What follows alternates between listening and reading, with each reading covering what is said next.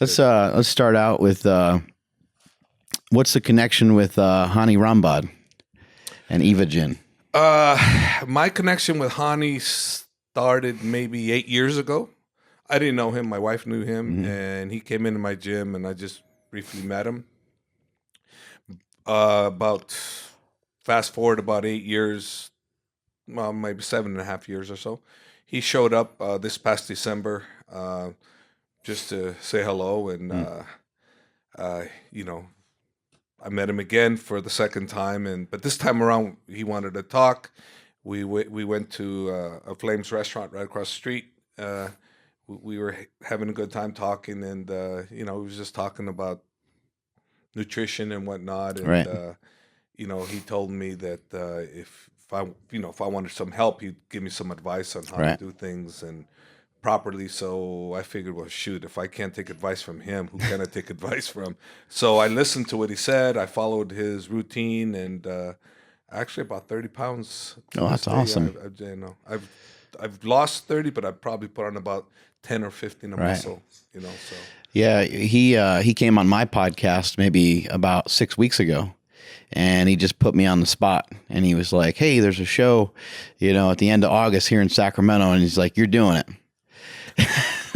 And I was like, I kind of the same thing as what you said, though, is if I'm going to get world-class advice, like if you're going to show me how to throw a kick, I'm going to pay attention. I want to learn. I want to learn stuff. And if somebody who's the best in the world at what they do, if they're going to show me something, I'm going to pay attention to it. Yeah, that's basically where it came down to. It's like I figured, well, Jesus Christ, if I don't listen to this guy, then I really don't want to ever get in shape. Right. So, but he's on you. He's on you. My God, he's on you. I'm like, sometimes like, man, it's like, guy won't leave me alone. It's like, did you get your prostate checked? No. It's like, I don't want him. He sends a lot of weird, questionable text messages. Yeah, it's like you need to have your prostate checked. Dude, I was dreading that. Speaking of checking your prostate, he wants to see pictures of my glutes all the time. He's even calling my other employees saying, "Hey, we need glute pictures. We need glute pictures." I'm like, what have I gotten myself into? Well, he goes to the Flames restaurant where I eat all the time, and he's asking the waiters, "What do I order?" Oh no! Yeah, he goes, "Hey, what does Javier order?" Like, tell the truth. They tell the truth, so I guess I'm fine. But Like, is he getting French fries? What's going on over there? He asked all those questions, and they're like, "Yeah, he asked about you. He asked what you ate." And I go, "What'd you guys tell him?" I go, "Well, we told him the truth, what you eat." So I said, "Okay, don't lie to him." How long have you been the coach here? I've been the coach at AKA since, well, the official coach probably maybe 2000. Oh, okay. But I've been coaching since 96, but the official coach probably 2000, and it's all because of Josh Thompson, one of my fighters. Yeah. He kind of pushed me out there to coach everybody instead of being individualized. When I first started coaching, I was only working with certain people. Like, for instance, my first UFC fighter ever was Brian Johnston, and he was in 1996. As a result of Brian Johnston, I met Frank Shamrock. And then Frank Shamrock came to train with me in like 97, I believe, or something like that. Well, then Frank Shamrock became the first UFC middleweight champion. Yeah. And as a result of Frank Shamrock, BJ Penn came to me, and from BJ, more and more. So it's just, names. yeah, it just keeps going and going and going, and the names keep piling up. Frank Shamrock is regarded by some people as one of the better MMA fighters of all time. Who would you put in those categories? I know you worked with so many people, so it's got to be kind of hard. But who, if you had kind of a top 3 or top 5 to kind of break it down from the things you've seen over the years, who are some of the best, cream of the crop? I definitely would put him in there. As a result of what he's done. Daniel Cormier, John Jones, GSP, those are some of the people I would put up there. Daniel Cormier is a machine, and some of the stuff I've been seeing from him, where he's announcing, and I think he's married, I think he's got kids, and he's just like all over the place, and he's winning championships left and right. How is this guy able to have that kind of work ethic and compete at such a high level? I think it just comes down from all the wrestling he's done his whole years and being a 2-time Olympian. He's had that discipline in him, and he's all over the board. He keeps telling everybody yes. People ask him, "Hey, Dan, you can do this." Yes. He rarely says no to anybody. Before you know it, he's outstretched himself. You know, Yeah. he's everywhere. You know, Have you, as a amazing. coach, have you kind of looked at that and maybe been a little worried about it at times where you're like, I mean, now it's different because he kind of proved he can do it. But maybe before you were like, I've seen other fighters get into that and can be a trap. No, myself and Crazy Bob have been worried about that from the beginning. We still are. We still look at him and say, "What are you doing? Don't you got enough on your plate now?" He goes, "Yeah, I know." I go, "But stop it." You know, but no, he still does it. No, we're still concerned about it. You know, Bob always talks to him about it. You know, like, "What are you doing this? You shouldn't be doing this. We can't blah, blah, blah, et cetera, et cetera." So he does it all the time. I mean, could you imagine if Tom Brady, in whatever little bit of downtime he has, he's sitting there analyzing football? You know, he's not only analyzing football and breaking down tape the way that they do, but then going on TV and explaining to the audience what's happening and stuff. It's unbelievable. What he's Well, able not to only do. that, I mean, and on the weekend, this guy here, before he's getting ready for the biggest fights of his life, right? His kids have a wrestling tournament, and that son of a gun's out there coaching his kids wrestling. He goes, "How I'm not going to come train with you?" Because he trains with me on Saturdays. He half the time doesn't train with me if his kids are doing a wrestling tournament. He has to go help these kids wrestle. And not forget about him fighting for a world title. Forget about him defending the world title. No, his kids are more important. He's going to be there as their coach. And one time he was injured. And he goes to this tournament injured, letting people know that he's injured so they go, "Oh, I think saw Dan Corey's limping. Something's wrong with his leg and stuff." And he didn't care. He didn't care. He cared about those kids. Right. I mean, he's for real. I mean, you don't get any more real than that. He's coaching like high school kids or something now too, right? He's coaching the Gilroy High School, and he does the kids here too. That's wild. And then while he's here, he's also a coach for a lot of the people here too, right? He's the team captain, Right. For the team. So yeah, he handles a lot of the issues that normally would come to me. He takes care of them for me before I even know they're even there. That must help cool. a lot. Yeah. I went to his first fight. I went to it just kind of happened. I through Kyle Kingsbury. He gave tickets to a buddy of mine, Jesse Burdick, and we went to San Jose kind of on a whim, and we saw him fight Josh Barnett. And people just assumed Josh Barnett's a veteran, and you know he's kind of making a strong comeback and a strong surge, and they're like, "Oh, he's going to kick the crap out of this guy." I guess people that knew what was going to happen, and Daniel Cormier just threw him on his head about 70 times, and that was that. Yeah, that was pretty impressive. What was more impressive is he broke his hand. Oh, shit. And Josh broke his hand too. But Josh let it be known that he broke his hand earlier on. Daniel didn't let anybody know. Right. Didn't even tell us till after. Broke it like during the fight? During the fight. He broke it during the fight, and he wouldn't tell us. And we're like, "Why the frick didn't you tell us you broke your hand?" He goes, "Because if I would have told you guys were afraid you guys were going to stop the fight." Oh, okay. Good point. What separates some of these guys out? You know, I know you were a fighter yourself, and you had some straps yourself. You're very accomplished. But what separates some of these guys out that you're working with that not only get to that next level, but even stay there for a while? You know, what I find that they stay humble, you know, and they stay focused on what's at task there. It doesn't change them. That's what I noticed. The ones that stay there, it didn't change him. The title didn't change him. You know, when Cain Velasquez won the title, it didn't change him. You know, Daniel didn't change him. You know, the guys that stay there longest, in my opinion, they don't change. They continue asking questions. They continue asking. They continue doing the work that they did to get him there. You know, that's what I've noticed. Yeah. How does the nutrition play into some of this? I know that, you know, you mentioned, you know, you came in like the mid 90s. I would imagine the nutrition has probably been a huge part of a huge change in MMA and even the training. Like, I think that strength training wasn't really a huge part of it.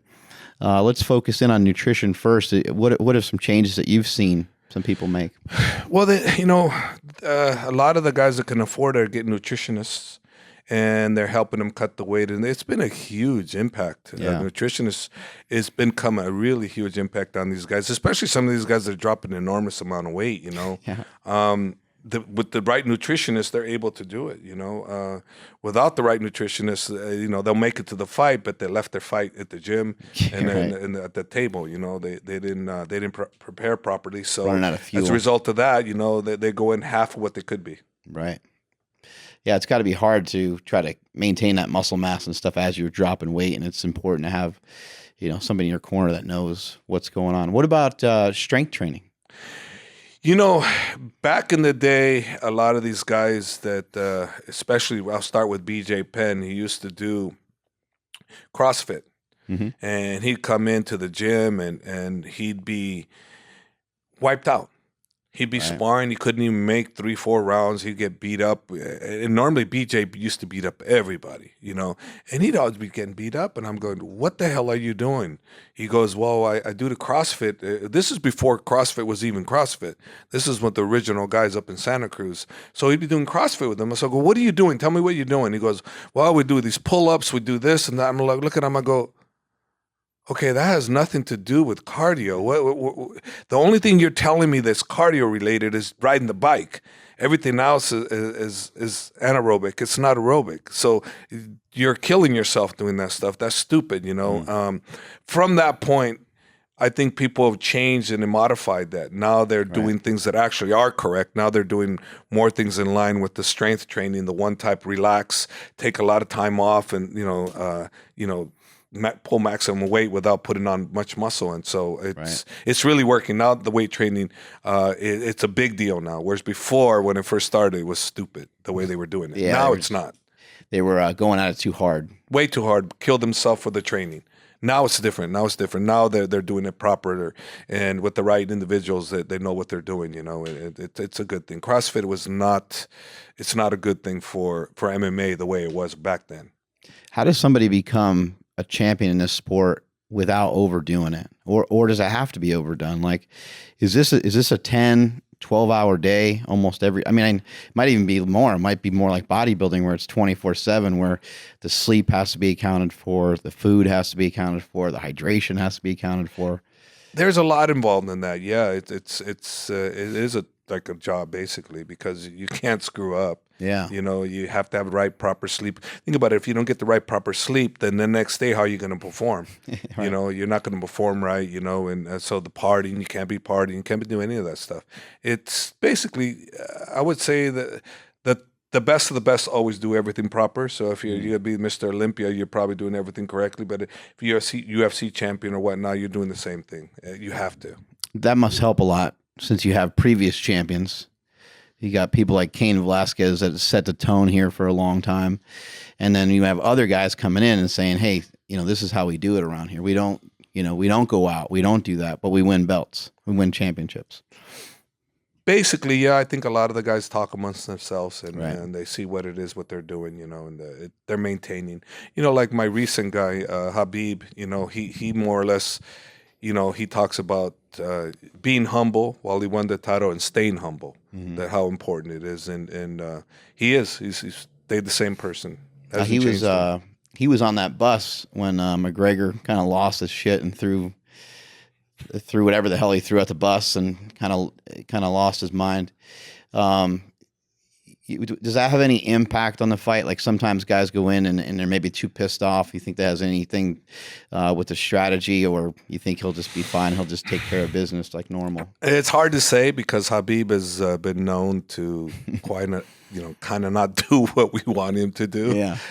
The last fight with Alaquinta, we didn't know what was going on. We didn't know who we were going to get. And finally, when we got Al, I looked up Al's video and to see what we're looking at. So this is what I tell Khabib. I go, look, listen, I watched this guy's fights. He's very, very tough. He's one of the tougher guys that for us, stylistically, that we could have gotten.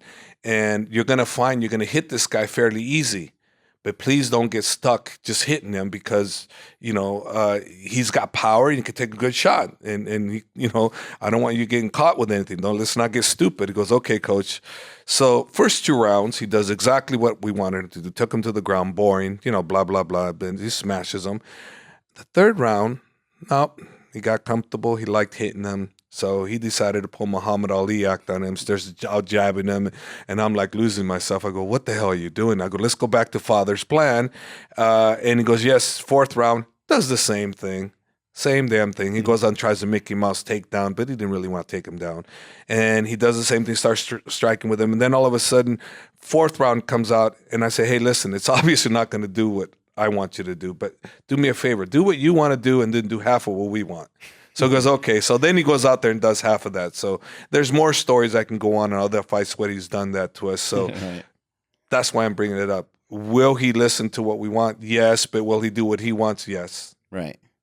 Well, and I'm sure the pressure is going to be on. That's going to be an insane fight. People are going to be going absolutely crazy for it.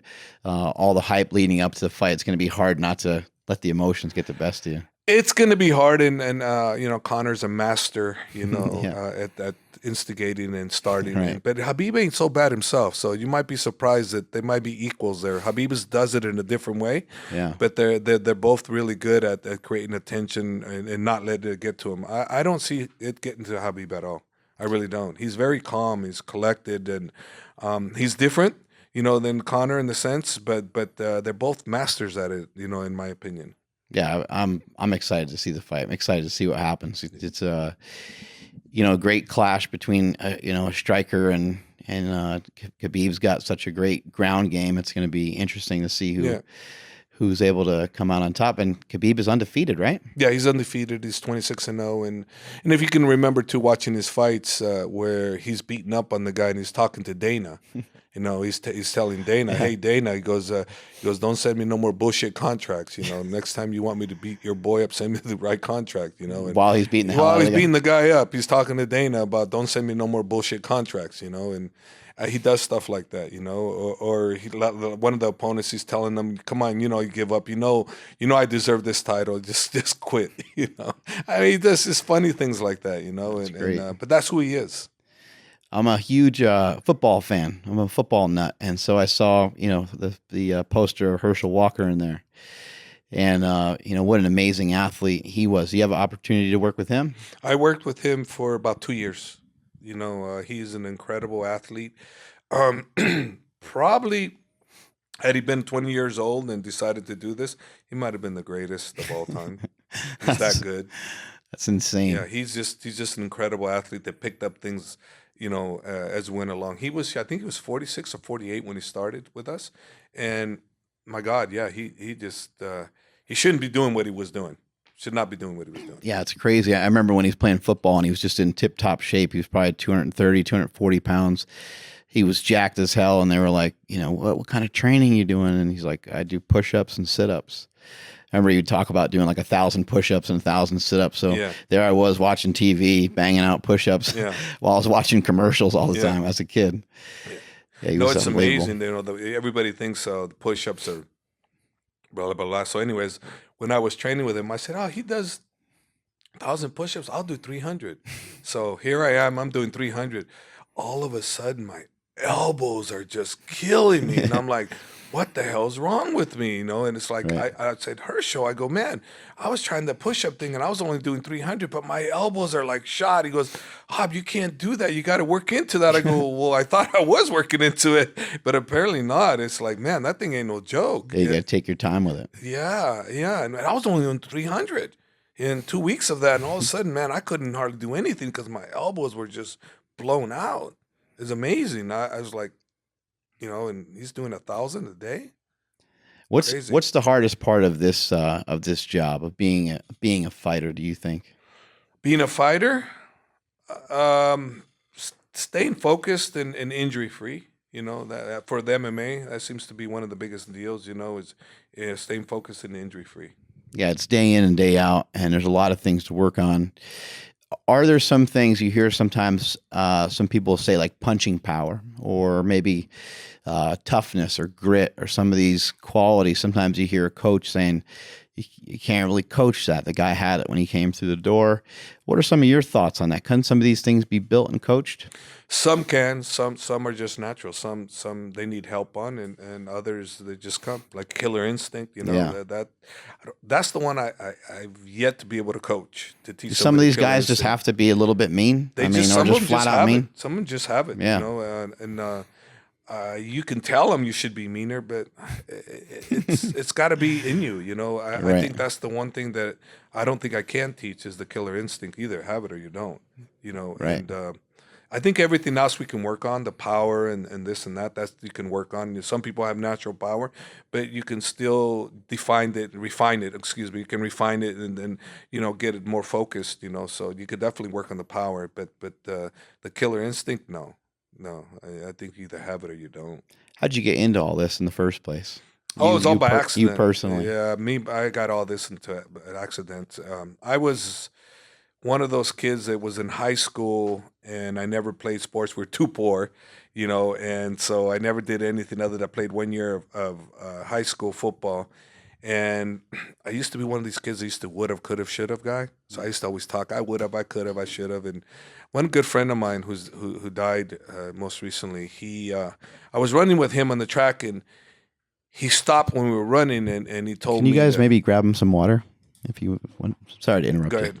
Well, anyways, he stopped me from running, and he goes, I need you to shut the F up. He goes, all you keep talking is you keep talking about what you could have, what you should have, this and that. I'm tired of hearing it. Either you go do something or shut the hell up. I don't want to hear you talk no more. Right. And I was like, I was kind of upset that he told me that, right? I'm like, well, screw you in my mind. I'm telling you, screw you. I do it. So anyways. Sit well with you. Yeah, it didn't sit well with me. So fast forward 2 weeks later, I'm sitting at a Denny's with Scott Coker, who's the president of Bellator now. But back then, he used to do PKA fights. It was on, I think, ESPN. I'm not sure, but I think it was ESPN. Well, anyways, I used to help him throw the fights. And he needed someone to step in to do an exhibition with this famous fighter called Bill Superfoot Wallace. And he goes, I need someone to come and do the exhibition with Bill because the last person got knocked out, blah, blah, blah. And I'm like, I'll do it. But I was joking. I wasn't serious. I wasn't, and he goes, you're on. And all of a sudden, I was about to back out, and I hear those words, could have, should have, would have. And I'm like going, okay, so I decided I'm going to do it. So I got into it with Bill, and he took care of me in the sense that he took easy on me. Right. The first round took real easy on me, and he made me look good, right? And then the second round, the stupid announcer says, who do you guys think is winning this exhibition, Bill or me? No. And Bill's got his hands out like for people to clap. Nobody clapped. So Scott Coker runs in the ring and goes, hey, you want out? And I'm like thinking, nah, I'm good. No big deal. So I'm thinking, this is fun, right? That wasn't fun the second round. He proceeded, he came in, he sidekicked me, sent me back about 3 feet. Man, it was like, oh, now this is a real fight now. Before it was like fun. He made me look good. Now it's a real fight. So he hit me, I hit him. He hit me, I hit him. And all of a sudden I went from one round being so like, I can do it again to I don't want to do this shit no more. Because I really felt if he would have went one more round, he would have hurt me because he was trying to hurt me. And it's just a matter of being in their amount of rounds, right? You can probably go in one round with a lot of people, right? Yeah. But going 2, 3, or 4 or 5, that's a whole different story. Oh yeah, you got every intention of being this badass. You're like, oh, we're going to do this thing, and then the second that it hurts or there's a ton of resistance there, you're like, oh, well, wait a second. I didn't know it was going to be. The guy starts nailing you in the stomach and the head, and you're like, oh, I don't know. And Bill did that to me. He was hitting me. The thing that hurt the most was he hit me with the left hook to the body. I felt it come out the other side. I was like, holy shit. Hey, you're like, come on, dude. He hit me hard. He wanted to go another round, and he wanted to push me to another round because I bloodied him up a little bit. And I don't think he expected that from me. So I guarantee you if we'd have gone a second round, he'd have beat the living hell out of me. I've been watching Pride, over the years and UFC over the years. And it's been amazing to watch the kind of evolution of the sport. But whenever I watch it on TV, even from when I was younger and had at least a little bit more aggression in me, I would watch it and kind of halfway think like, oh, this would be fun to kind of do some of it. And I'm like, maybe like jiu-jitsu, or I messed around with some boxing, and then I'd think to myself, you know what? The guy would kick me like in the inner thigh, and I would freaking run out of the ring. I'd be like, that shit fucking hurt. How do some of these guys get past some of this pain threshold of what always amazes me is when these guys fight somebody and they lose. And it's not like they just got caught with something. They just kind of get their ass kicked sometimes. how do they come back and fight that same guy? How do they have, like, that's got to be a tough thing. That's the guy, he's standing right across from you. You don't think he can kick your ass. You know he can. He already kicked your ass. Everything he did hurt, and now you're fighting him again. Yeah, that's a tough one. That's a real tough one. Crazy. Because if he's beat the hell out of you like that, the likelihood of it happening again is fairly good, unless there was something wrong with you the first time. Right. But if he literally whooped your ass and there's really nothing you can do, it's kind of hard. Yeah. I've yet to have one of my guys come back and be able to beat a guy that's whooped their ass like that, like what you're talking about. Yeah. I mean, we've been beat, but we've been beat to the point where we can get him the next time.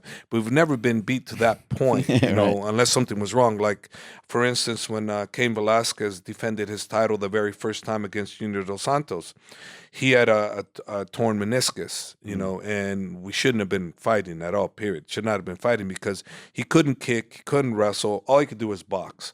So we are entering a fight with Junior Dos Santos, who's a better boxer than us. And we couldn't do our number one thing. We couldn't wrestle with him. All we could do is box. So it was like, that's the kind of stuff that's crazy, right? You go in there, so you fight a Junior Dos Santos, and all of a sudden, he gets knocked out. The fight didn't even get started, a minute something. He get hit with the overhand right, he gets knocked out. So in a situation like that, that's one where he wasn't 100%, right? So you can come back, in a rematch, in which is what he did, and then he annihilated him, and then he did a third fight, and then he took care of him again. But the difference was the first fight he had a torn meniscus. Yeah. Okay, the second two fights he was healthy, 100%. So in those respects, yeah, you can come back after guys whooped you. But if you're going into a fight and the guy just whoops you and there's nothing wrong, right? Oh man, I don't know. That's gonna be a tough one. That's a tough one. That's a tough one. How do you coach these guys, as the fight gets closer? Like maybe you're kind of recognizing like that they're a little bit off. Do you still just stay positive, or are you trying to give it to them straight? Like maybe they're injured, maybe they're off a little bit, like that, they don't want to pull the plug, but you're all in it together. Do you just say, fuck it, we're all in, we're behind you, we're here for you, let's go? I never ignore the obvious. If there's something wrong, we have to address it. Right. You have to address it, and you have to discuss it. And the guy could get injured severely, right? He get injured worse in the fight. They're the drivers. They decide to take the fight. They decide to do it. I'll tell you another one, and it just happened with Junior Dos Santos again. I've taken on this new fighter named Bagoy Ivanov. We just fought Junior Dos Santos in Boise, Idaho, and he tore his meniscus in 2 spots. Oh my God. Okay, so no one knows this, right? And I'm just saying you guys are the first ones hearing about it. Tears the meniscus in 2 spots. I say cancel the fight, get your surgery. It's a simple fix. You'll be back in 3 weeks, whatnot. Then you'll get another fight 2 months down the line. He had 5 weeks to prepare, left, right? And I said, well, it's only going to cost you 3 weeks, so we'll get another opponent, or maybe it'll be Junior. So it's all scheduled. He decides he's going to have surgery, changes his mind over the weekend. He goes, no, coach, I'm fighting. I said, all right, well, then I guess we're going to have to beat him then. 'Cause that's when the mind has to go, I got to be behind you. Right. We got to work on it. So we didn't even discuss anymore about the injury. Did not discuss it. So what we did on that fight is again, no wrestling, no kicking, just boxing. So we went up against Junior Dos Santos again, a better boxer, Yeah. and my guy's the first time in the UFC. Wow. So we go into that situation again, and I'm like, it's like deja vu. Here we go again. And I'm like I'm trying to keep my fingers crossed, trying to be positive, But at the end, you got a great fighter like Junior. He's a great fighter. What are you going to do? It's tough to beat him with even, who knows if we would have beat him with the good knees, but at least we would have had a better chance. Right.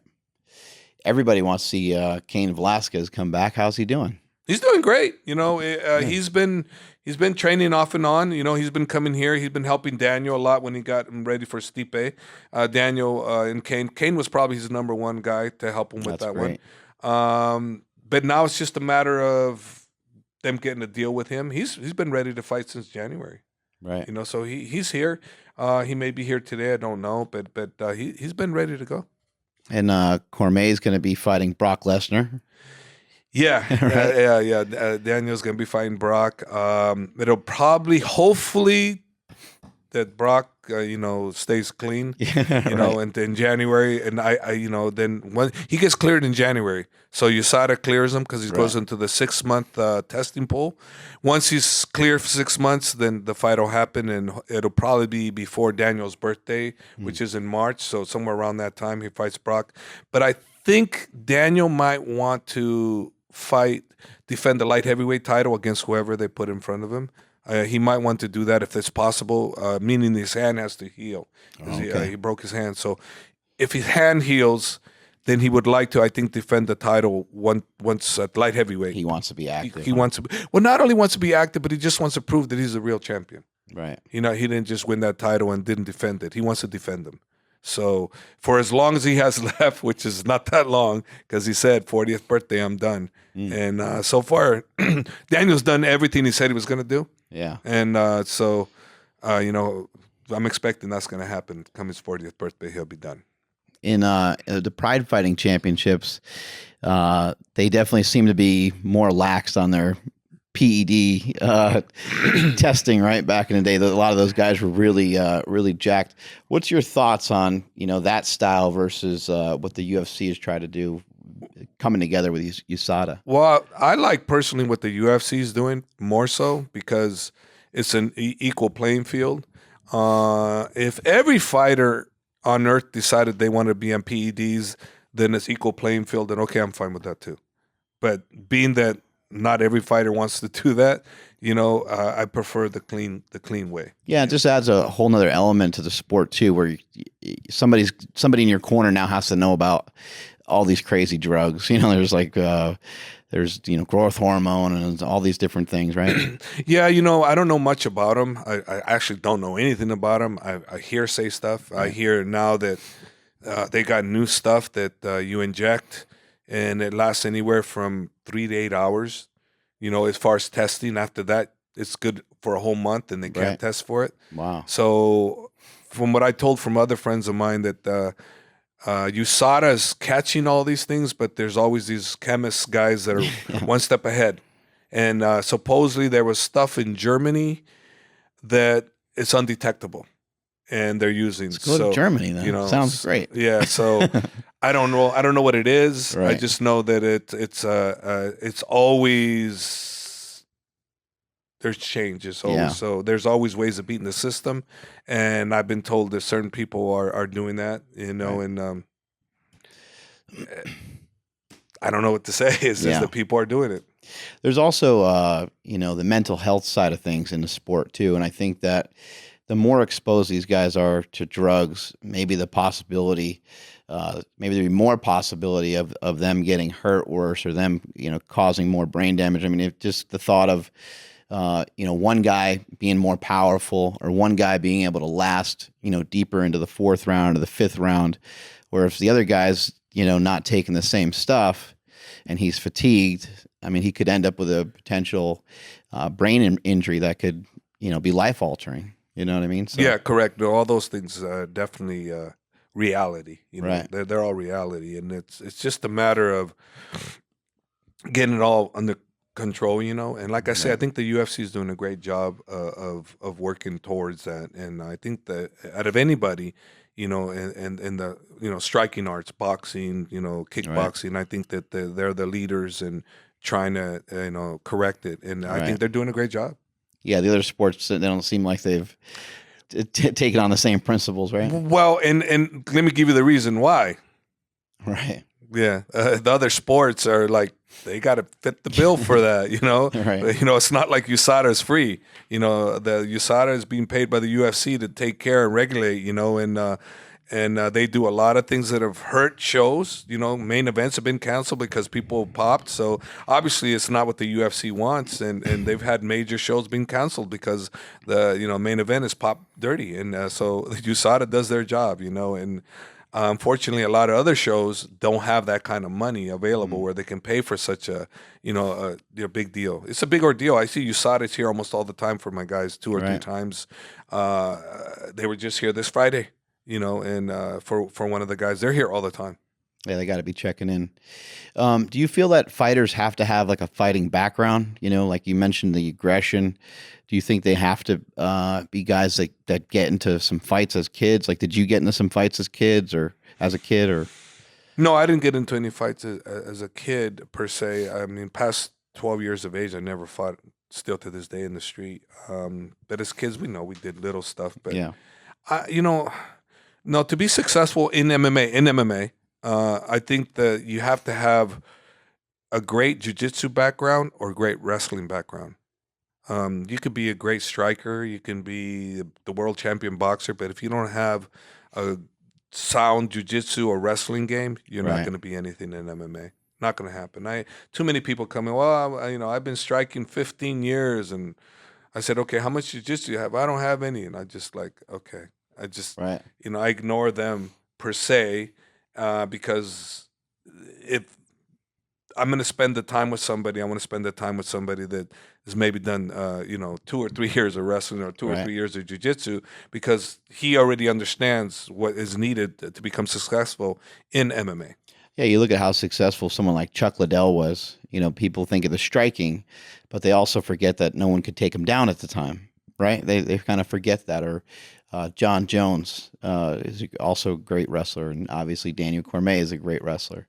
Dan the Beast Severin, you know, he would just out wrestle people so much he didn't even have to apply like a finisher. He didn't need to choke anybody out or get him an armbar. He just out wrestle him. He wrestled so well that the other guy couldn't do anything against him. Yep.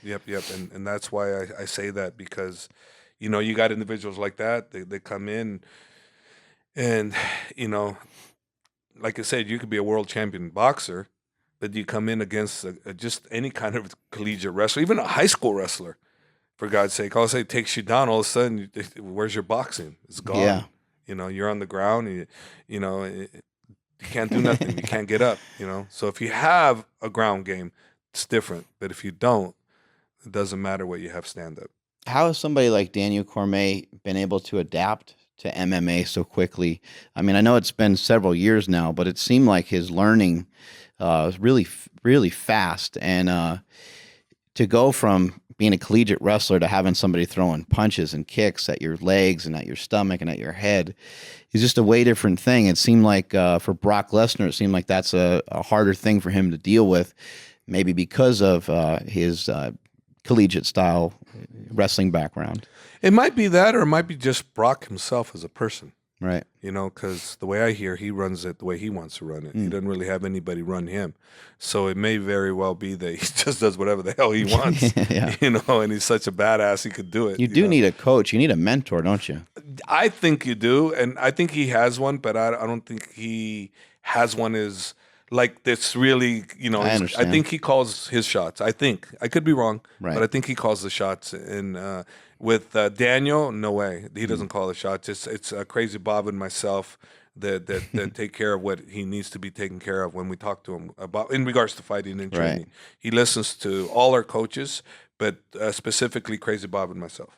Well, it helps when you guys have a track record, so I'm sure some of the other athletes too are going to encourage them. Hey, you know what? Stick to the plan. Stick to the game. Look, it's worked for 3 other guys, 5 other guys, 8 other guys, 10 other guys. Just don't be dumb. Just don't be trying to go outside and look for other stuff. Stay here. Roll with us, and you're going to get to where you want to get to. We've done it before. That is one of the things that's helped us tremendously, is that people, our track record speaks for itself. So we don't have to try to get you to come on board. I mean, you either do or you don't. And the majority of them that come here now want to, because they already know what Bob and I've done, and they want to be with us. So yeah, it's much easier. What are you most proud of that's happened throughout the course of all this? I get asked that all the time, and it's the stupidest response that I always give, but I always have to say it the same thing. We're still together as a team. Oh, that's cool though. Yeah, people are always looking at, well, it's when you won this title. No, we're still together as a team. Right. People don't understand how important it is. We've been around the longest out of anybody in the history of the sport. Wow. There's still a strong team. You have That's all the gotta other be tough great with ones, all the personalities. Yeah, too. you got Shooter Box. You had Militich Fighting Systems. You had all these previous people that were great at some time, and they're no longer there. the Shamrock, the Couture system. They're all gone. Right. They're all gone, and we're still here. We're still here. We're still we're stronger than ever. No one's ever held 3 titles in the UFC at one particular time when we've actually in that position right now. Because Daniel has 2 titles and Khabib has the other. So we were always supposed to have 4. And I was like, yeah, well, that's well, sure, we're supposed to have 4, but something always happens. But having 3 is amazing. So we're doing well. We're doing well with that. Yeah, it's amazing. I mean, with all the different personalities and stuff, it's got to be tough to hold everything together.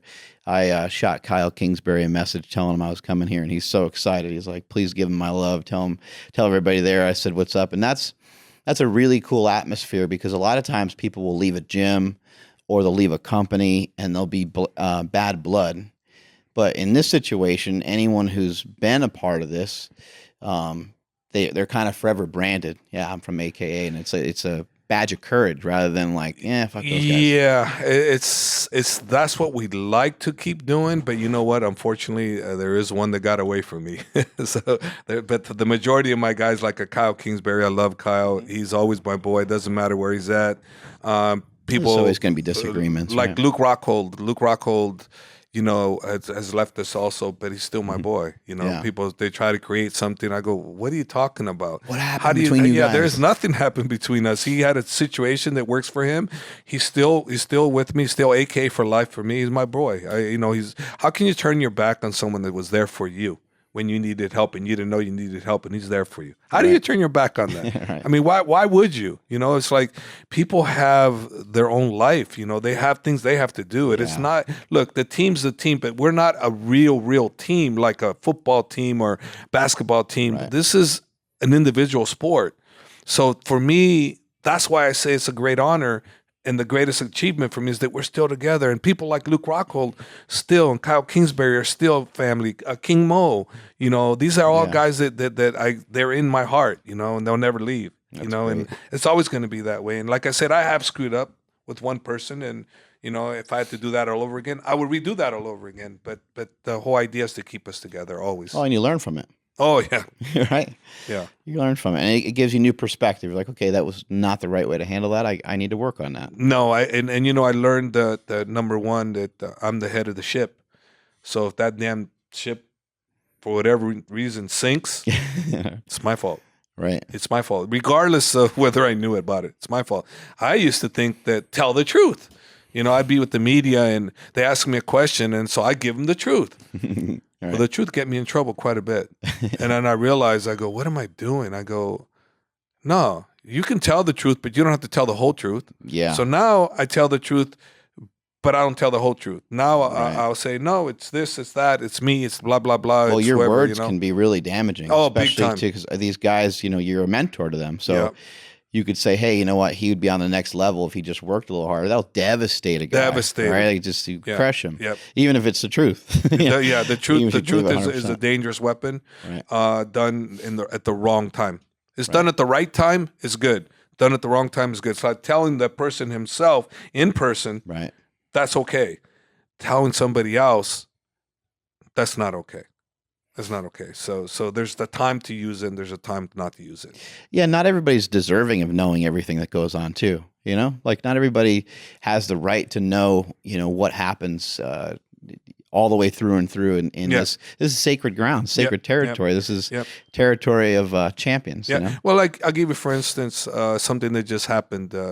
News guys are calling me up and they want to know, hey, we want to know the story. And I'm like, what story? I don't know what the hell they're talking about.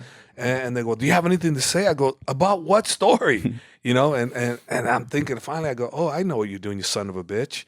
You're trying to get me to talk about Khabib and the thing that's going on that was hit the news recently. Right. And I'm like, I don't know anything about it. So then I talked to Khabib. I go, Khabib, what's this thing about these people, you guys making them do push-ups? He goes, oh, no, we know those guys. They're friends. We've known them for years. Every time we go to San Francisco, we're always screwing around with them or they'll screw around with us. Right. But nobody knows that. But the media painted it like he's such a bad guy. And I tell Khabib, I go, you should fix that. You're getting a lot of hate. He goes, no, I'm not going to do anything. If they're going to hate, they're going to hate. It's okay. I can't please everybody. I mean, we did it in fun. Those guys, we play with those guys. We go to San Francisco every weekend, and they're always there, and we always screw around with each other. So it was in fun. So, but no, I'm not gonna explain it. And I said, well, you're right. If you don't have to, you don't have to. Yeah. You can't be perfect for everybody. What are some of the most valuable lessons that you've learned, or something that a fighter said to you where you were like, holy shit, I'm keeping that one in my back pocket, and it's something that you still refer to this day, going through a situation, going through a fight or something? I'll give you one. There's a lot more, but it's one that sticks to this day, and I still think this the stupidest effing thing I heard in my whole entire life. There's one fighter, I won't say the name, but he's a famous guy, and he comes to my gym, and I tell him, hey, if you ever learn anything from me, I go, learn not to get hit. You don't want to get hit. And he goes, okay, all right. And I said, years go on, I see him freaking getting hit all the time. And one day he says to me, he goes, hey, yeah, remember, it's about 7 years later. He goes, remember that time you asked me? I go, yeah. And he goes, well, the reason why I let people hit me is because I want to show how tough I am. I said, you what? He said, I want to show how tough. I go, you know what? All the years I've been involved in this business, that's got to be the stupidest fucking thing I've ever heard in my whole entire life. Why would you let somebody purposely hit you to show how tough you are? That shows me how stupid you are. I go, you never let nobody hit you. You want to be tough? Never let somebody touch you. Now you're tough. Stupid is letting yourself get your brain cells knocked in like that, So that to me will always stick in my mind. There's more, but that one in particular is like, how does that make sense? That's a good thing to share with the young fighters, because maybe they get in exchanges, right? Yeah. And they get hyped up and they want to take a couple shots. Yeah. I won't share who, because I love the guy, but it's like, that's the stupidest goddamn thing ever. Who has surprised you? Has there been somebody who's come through the doors where you're like, maybe the athleticism wasn't there, maybe the skill set wasn't there, but they just kept showing up and they kept talking about these things they wanted to do, and slowly but surely some of these things kind of unfolded before your very eyes, and you're like, oh my God, this guy's a machine or girl. That's one of my other proudest moments is John Fitch. Yeah. No talent compared to the other guys. He was an animal, though. No talent as far as like a Josh Koscheck or a Mike Swick. He didn't have any of those attributes. But what he had was the mental fortitude and the strength to persevere and go through. I didn't even choose to train him. He wasn't even with me. And that's why I'm so proud of him, because he accomplished greatness without me being involved with him one-on-one. Everybody else has accomplished that in my gym has done it with my help. John Fitch has done it with the minimal amount of help, because I didn't choose him to work with him. And he didn't let that stop him. For God's sake, awesome. He was working out when we had a one-legged guy as his partner. That was the only guy he had to work with. And he didn't let that stop him. He, on the first Ultimate Fighter, he was chosen to go also, to be an Ultimate Fighter with Mike Swick, Josh Koscheck, and Bobby Southworth, my other three guys. Fitch was also on the plane. His luggage was already on his way to Vegas. And while he's at the airport, they call him and tell him that he's not needed. Now you tell me how many times you got to get kicked down, and then you come back and you win a freaking world title. He failed with GSP. He fought a great fight, but he failed. And nothing he ever did stopped him from going after what he wanted. Yeah, nothing. Crazy. And then look, he's accomplished it. He become the Pro Fight League world champion, the WSFL. And he did that, and for me, that's an extremely, extremely proud moment, because he didn't do it like everybody else. He didn't have the talent like everybody else, but he never would say never. When it comes to lifting, it helps us in my gym a lot. We have a gym in West Sacramento that we've had for the last 10 plus years. And it always helps us when the guy has like some sort of background, obviously, where somebody starts, it's gonna make us look better, being able to assist him and be able to help him to get to a 700-pound deadlift when they come in already deadlifting like 500 or something like that. But it also just helps that they just try to lift. They just lift weights. They go out, they have some trial and error. They do 3 sets of 10 and this program over here and that program over there. And then they come to us. Do you feel this place is similar to that, or do you guys work better if someone's just kind of a complete blank slate?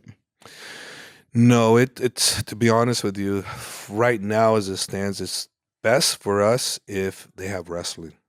Right. They have wrestling. That is such a key component, because he who controls where the fight goes is usually who ends up doing the best in the fight.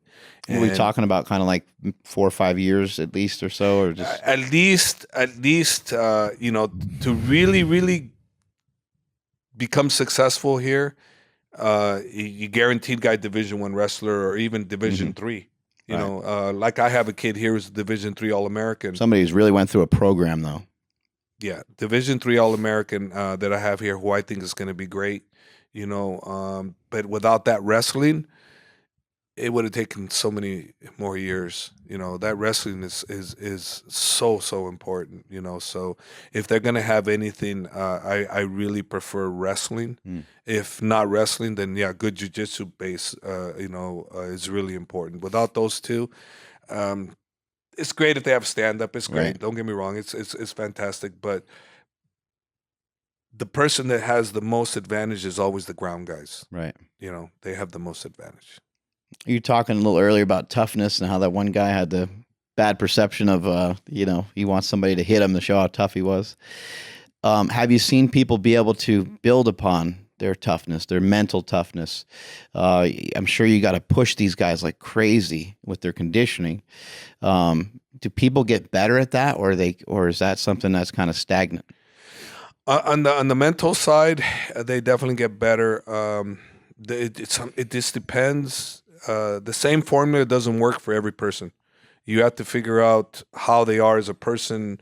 I'm going to use Khabib's cousin, who's fighting this Thursday for a Pro Fight League up in Atlantic City. When he came in here, he kind of gave up on himself, and he would kind of quit and stuff. And I figured Khabib's dad told me to be careful with him. He has a way of not putting in what he could do and this and that. So I paid attention to what he said. So what I did with him is I did the total opposite of what everybody does, yelling at him and this and that. So what I started doing to him is he'd be running the track like everybody else, and he's failing, right?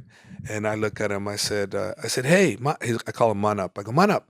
I go, hey, psst. Just sit down, rest. Don't worry about it. Don't do that with those guys. Nah, just rest. Don't be there. He goes, no, coach. I go, no, you rest. Don't worry. So I do things like that for him. All of a sudden, he's like sitting there, and all of a sudden he's like going, oh, this is bullshit. He goes, no. He goes, coach, let me do it. I go, no. You rest. Don't stay there. Don't worry about it. So I started working with him on things like that, and little by little, he started breaking that habit, of quitting. And now he's mentally super strong. So we built on that, but it took a little while. A huge attribute. Yeah, being a coach, you got to learn who needs what, right? Yeah, and the thing is, it doesn't work on everybody though. Some people it's just no matter what. Take a break. Okay. Yeah. Take a break. Okay. Yeah. You want to quit fighting? Okay. Yeah. It doesn't work on everybody, right. But he did. He's one person that I can say, man, he really picked it up. I think being in better physical condition too helps your brain, because you're more okay with going there. Your heart rate's not going as crazy, your body's not going as crazy, and it just feels even just a tiny bit. If there's just even a little bit more comfort there, then it'll be that much easier to keep pushing. 100%. 100%. The better the cardio, the stronger the mind. How many days a week are you guys working on conditioning with most of these guys? Usually I want them doing 6 days. Usually they do the Airdyne back here Monday, Wednesday, Friday, and then different styles of workouts for different days. What they do is they get on the Airdyne here, and they'll do 1 minute on the Airdyne, and then they'll get off to hit the bag, or they'll punch something, or they'll do some pummeling with each other.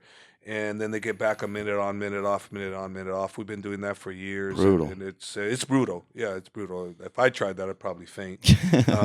But they do that 3 times a week, and then on their off days, I usually want them running the hills like one day, like probably a Saturday would be one team, and the other day I'd like them doing sprints. You know, Tuesdays and Thursdays. So you got a good mix of energy systems and all that kind of stuff. Yeah.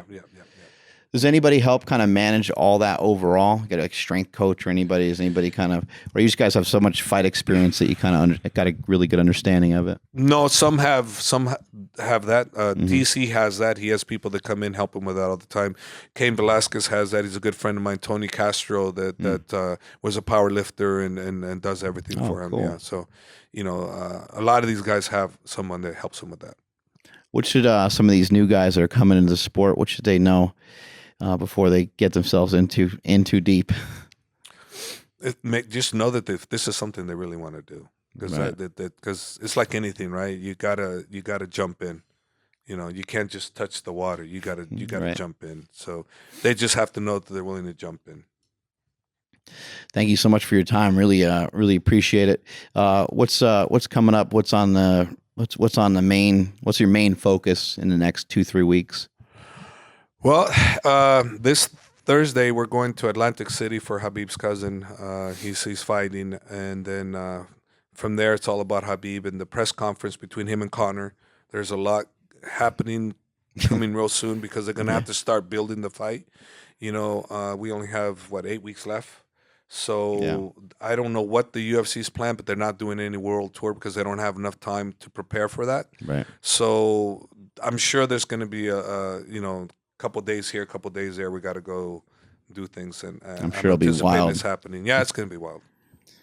All right, man. Thank you so much for your time. Really appreciate it. Thanks. Oh, no problem. Thanks for having me on. Strength is never weakness. Weakness is never strength. Catch you guys later.